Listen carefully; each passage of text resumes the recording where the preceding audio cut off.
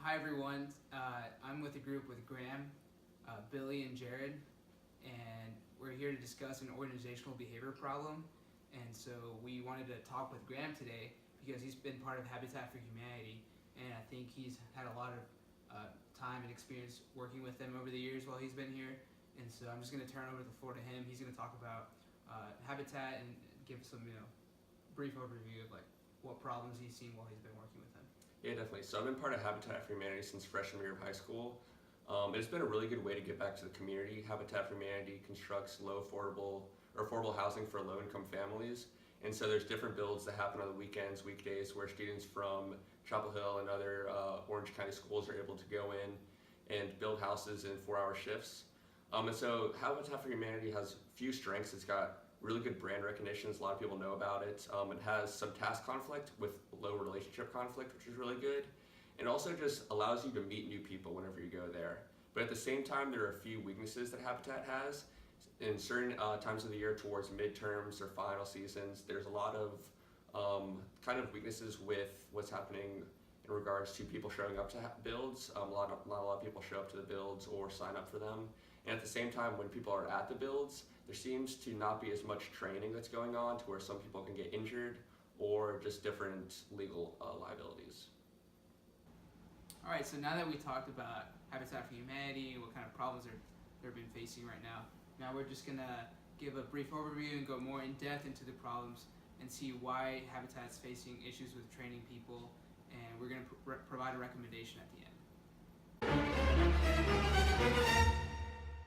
One of the problems we found that Habitat's facing is that the members of their club have low motivation to actually go to the builds. We talked to executive member Matt Coleman, who explained that they have difficulty filling spots for events during the weekends and late in the semester when students have tests.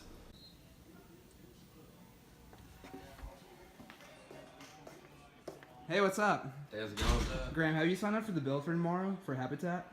Dude, the playoffs are on. I don't have time for that. Oh, okay. Billy, what? I thought it's kind of late for this. Don't you think you should like go to bed before the build tomorrow? No, man, I don't sleep. Wait, what bill? What is Habitat for Humanity, aren't you in it? Oh, yeah, I don't have time for that. One potential solution to this low commitment is to reinforce the team aspect of Habitat. We know from the ASH experiment that when placed into a social setting, people are more likely to conform to the group than to stick to their own opinions. Emphasizing the social nature of Habitat will add pressure for its members to fulfill their commitment and go to the events. Another solution is to reward the members that go to the builds. Currently, the P to O link is missing because members don't get to see the finished product of what they're making. By showing them the fruits of their labor through pictures of the finished house or the happy family that's inside the house, the missing performance to outcome link will be fixed, causing them to see more value in actually going out to build sites and putting in work. The last solution we recommend to solve the low motivation is to set expectations to remain in the club. Habitat could require its members to go to a certain number of builds per semester in order to stay in the club.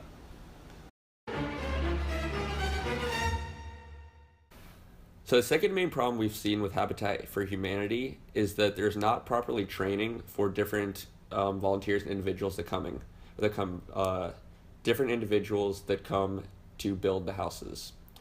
So from my firsthand experience from doing a build, when you show up to the build, you are given a kind of 5-minute brief instruction of what's going to happen, handed a hammer, and then put on your way. So the people running the program do not provide sufficient training to safely and effectively use tools and equipment. This can result in many injuries and risks from appropriate tools or behavior. Wait, Graham, so that's like when someone goes to the gym and doesn't really work out properly, right? Yeah.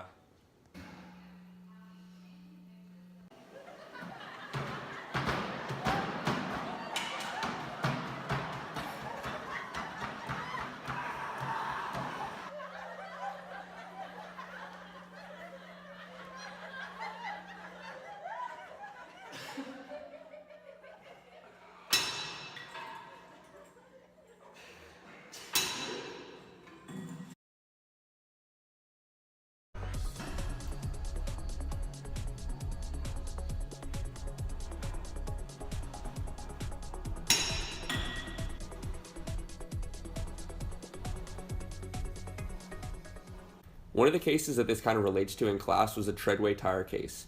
In the treadway tire case, the line foreman received informal training at the discretion of the supervisor, and this resulted in job dissatisfaction and high turnover. This is very similar to Habitat for Humanity. I can talk about one instance where a girl showed up to Habitat for Humanity and actually fell into a hole that a former volunteer had created but not put a tarp over or alerted. She was very mad at falling through the hole and was very dissatisfied and actually did not come back to any of the future Habitat builds.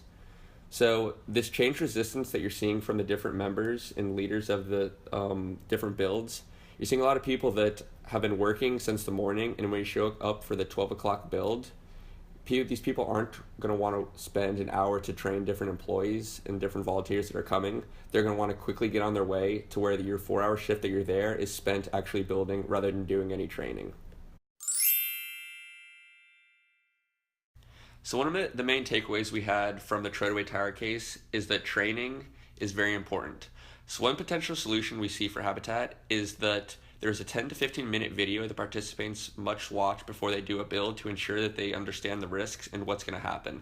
This would not only ensure that the 4 hours they're there doing the build, that they're actually building and not doing training, but at the same time ensure that these people understand the risks that they're about to take on to make sure that they're going to have a good build.